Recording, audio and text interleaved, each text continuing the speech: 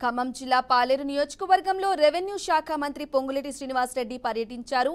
కూసుమంచి మండలం పాలేరు రిజర్వాయర్ నుంచి పాత కాల్వకు ఆయన సాగర్ నీటిని విడుదల చేయడంతో పాటు ఎర్రగడ్డ తాండా వద్ద భక్త రామదాసు ప్రాజెక్టుకు నీటిని ఆయన విడుదల చేశారు. అనంతరం ఆయన తిరుమలాయపాలెం మండలంలో సీఎం రిలీఫ్ ఫండ్ చెక్కులను లబ్ధిదారులకు అందించారు.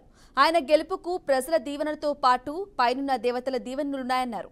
గడిచిన 10 సంవత్సరాల్లో కృష్ణా పరివాహక ప్రాంతాన్ని జూలై నెల చివరికి నాగార్జున సాగర్ కు నీరు వచ్చిన సందర్భం లేదని ఆయన తెలిపారు.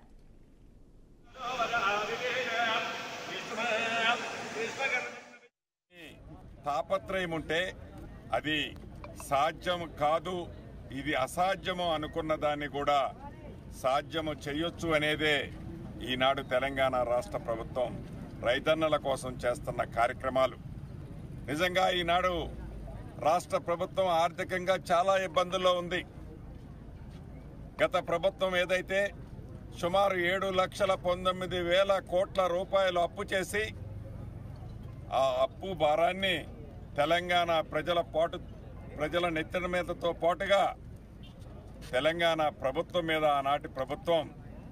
ఆనాటి పరిపాలకులు భారం పెట్టిపోతే 1వ తారీఖు నాడు గత ప్రభుత్వంలో జీతాలు కూడా గవర్నమెంట్ ఉద్యోగస్తులకు ఇయ్యలేని పరిస్థితిలో ఈ రాష్ట్ర ప్రభుత్వాన్ని పేదోడు ప్రభుత్వమైన ఇందిరమ్మ రాజ్యాన్ని ఇస్తే గౌరవ ముఖ్యమంత్రి రేవంత్ రెడ్డి గారి నాయకత్వంలోని ఈ ప్రభుత్వం సుమారు రోజుకు 16-17 గంటల కష్టపడి ఇచ్చిన వాగ్దానాలన్నింటినీ ఒక్కొక్కటి పూర్తి చేస్తూ చెయ్యాలి అని